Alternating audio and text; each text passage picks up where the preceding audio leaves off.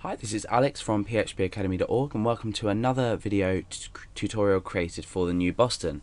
Now in this video we're going to be continuing with this server environmental information, but we're now going to be producing the host. Now this is the host of the website we're going to return is going to be the http:// and it's going to be the domain name after that. So let's get straight ahead and echo out this $_server, and the information we need to supply in here is http:/host.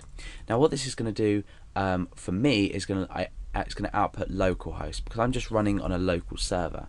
So let's refresh this and you can see that we've got localhost here.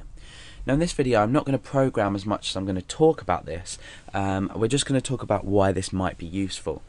Now let's just say we have a template system. I might have a variable up here which is called host. Okay, I've got a variable up here called host, and this might be contained within, say, a configuration file. So let's get rid of this and we'll create a new file called we'll call this conf.inc.php. So what we can do is from our index.php file we can include, or rather require, that would probably be better, conf.inc.php. Now presuming these are our settings, what we've automatically now done is created this variable that's going to automatically update the host that we're running this from. So let's say at the moment I've got it on localhost and I'm developing it. All my pictures, for example, for a template system are going to come from localhost / something. So it could be local. At the moment the URL I'm running under is localhost /series / server.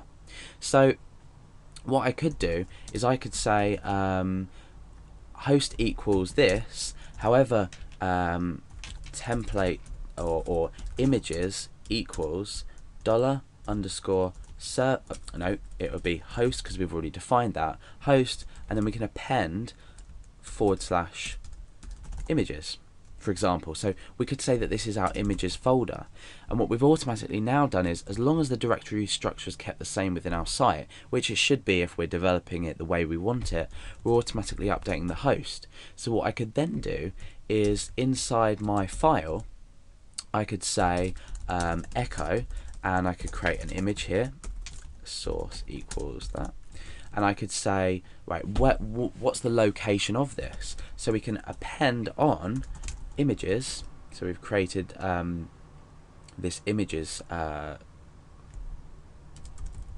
variable, if you like. So we can append on images, and then we can put the file name afterwards. So I could say put another trailing slash on there, and we could say images and then header.gif, for example. So what this is automatically done is, now if we transfer this from localhost, which I'm running at the moment on a local server, to let's say phpacademy.org, our configuration file is automatically going to update the images folder to phpacademy.org / images. So now our page is going to automatically update each directory, so we don't have to go through and change them. So this is how this server environmental information with the HTTP host in here helps us with sort of day-to-day easy running of a website. And when you're thinking about creating a website with lots of images and you've got lots of different pages, you should always think about creating a config file with this kind of information in there. There are many other ways to do this and many different sort of techniques and methods. However, as long as you're using something that ensures that each of your folders or wherever you're referencing to often is consistent, you're going to end up with a website or a project that's easily transferable.